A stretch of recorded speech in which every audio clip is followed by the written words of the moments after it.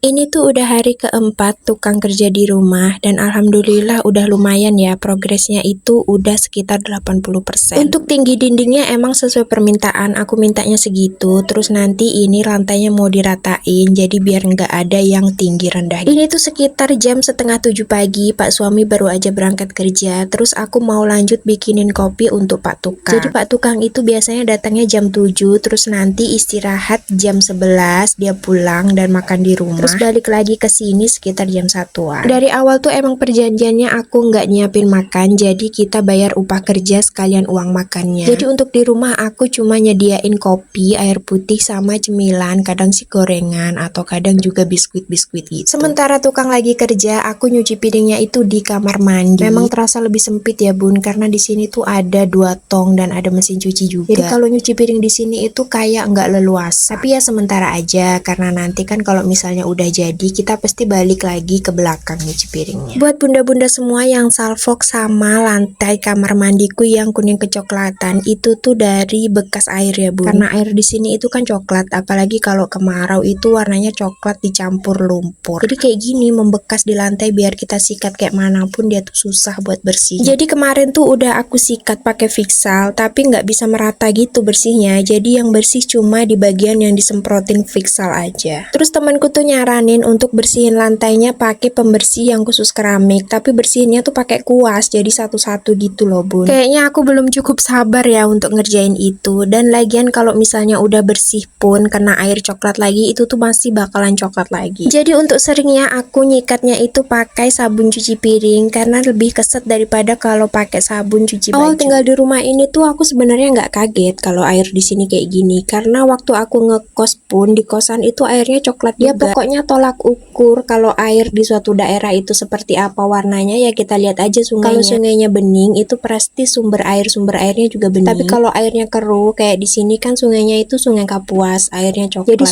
sumber air di sini juga itu tuh airnya coklat. Kalau cuma coklat aja sih masih bisa kita maklumi ya, tapi ini selain coklat itu ada bau karat juga. Jadi tuh bener-bener nggak bisa untuk nyuci baju kalau baru disedot. Makanya seneng banget tuh kalau hari hujan, karena kalau hari hujan kita bisa nampung air bersih sebanyak-banyaknya buat nyuci piring, nyuci baju, dan lain sebagainya. Apalagi di daerahku sini itu belum masuk air ledeng, jadi satu-satunya sumber air kita ya dari air hujan sama air sumur. Tapi kemarin waktu aku ke dokter, jadi dokter itu tuh malah curhat kalau air ledeng di rumah dia itu nggak nyala beberapa hari. Kalaupun nyala itu tuh alirannya kecil banget, jadi harus disedot pakai mesin air, dan itu nyedotnya juga harus tengah malam supaya bisa ngalirnya besar. Karena kalau nyedotnya di siang hari itu banyak juga rumah-rumah yang lain itu pada pakai mesin air juga, jadi nggak kebagian.